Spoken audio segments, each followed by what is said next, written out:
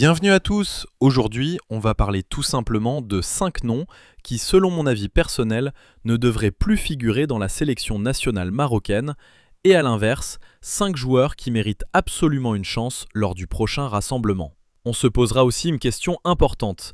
Hakim Ziyech, avec son niveau actuel au Wydad, et Sofiane Boufal, avec ce qu'il montre au Havre, peuvent-ils faire leur retour en sélection et être présents face à l'Équateur et au Paraguay lors du prochain stage ? Mais avant d'entrer dans le vif du sujet, j'invite tous les passionnés de la chaîne à soutenir le contenu en likant et en s'abonnant si vous êtes nouveau. Et maintenant, commençons.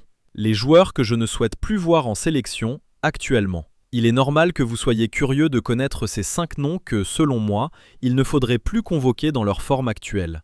Bien sûr, il s'agit d'un avis personnel et respectueux.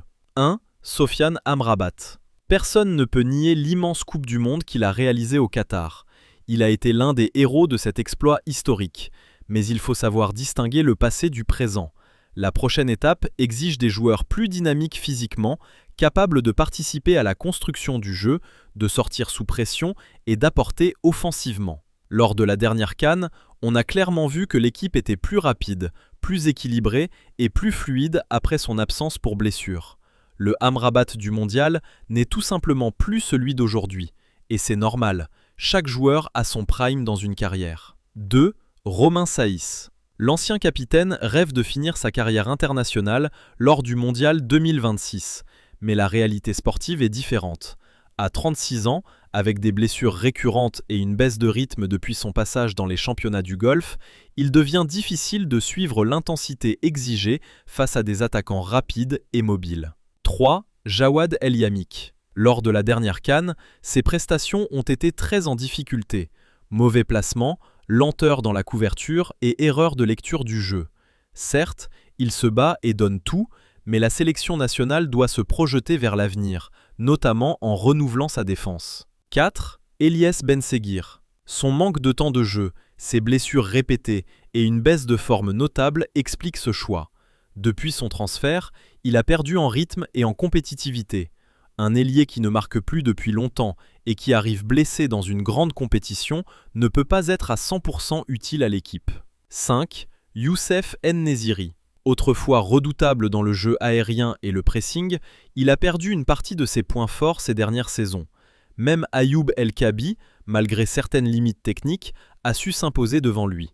Lors de la dernière CAN, malgré un temps de jeu conséquent, il n'a pas réellement apporté de plus-value. Aujourd'hui, sauf regain spectaculaire de forme, il semble moins indispensable qu'avant. Les joueurs qui méritent une chance lors du prochain rassemblement. Maintenant, parlons d'avenir et d'espoir. Voici 5 profils qui, selon moi, devraient être testés avec l'équipe nationale. 1. Ismaël Baouf. Solide, leader, performant depuis la Coupe du Monde U20, il a continué à progresser en club. Défensivement fiable et désormais plus dangereux sur coup de pied arrêté, il représente un profil moderne et prometteur pour l'avenir de la défense marocaine. 2. Chadi Riyad. De retour après une grave blessure, il recommence à enchaîner les minutes et montre des signes encourageants. Sa relance propre, son impact défensif et sa marge de progression en font un candidat sérieux pour renforcer l'axe défensif. 3. Ayoub Bouhaddi. Sans aucun doute l'un des plus grands talents émergents du football européen à son poste, à seulement 18 ans, il s'impose déjà comme titulaire dans son club avec une maturité impressionnante, une qualité de relance sous pression et une intelligence tactique remarquable. C'est un milieu moderne, complet et énergique. 4. Othman Mahama. Depuis sa performance remarquable en Coupe du Monde U20, il a gagné en confiance et en temps de jeu. Rapide, audacieux, créatif et décisif, il apporte des solutions offensives variées. Un véritable projet d'ailier de très haut niveau. 5. Yanis Begraoui. En pleine explosion au Portugal, avec des statistiques impressionnantes et une efficacité redoutable devant le but, son sens du placement, ses déplacements intelligents et sa finition clinique font de lui un profil d'attaquant dont la sélection a grandement besoin. Et le cas Hakim Ziyech et Sofiane Boufal, leur retour reste possible, mais sous condition.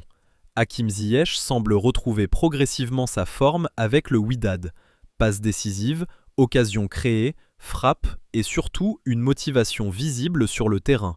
Son expérience pourrait être précieuse à condition qu'il soit physiquement prêt.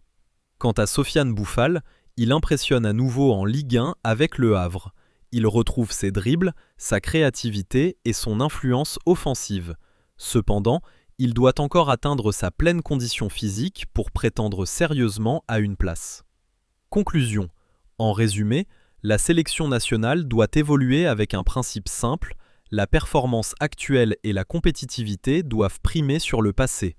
Aucun joueur n'a une place garantie. Il faut tester, observer et juger sur le terrain. Le Maroc possède aujourd'hui une nouvelle génération talentueuse, ambitieuse et prête à relever les défis des grandes compétitions.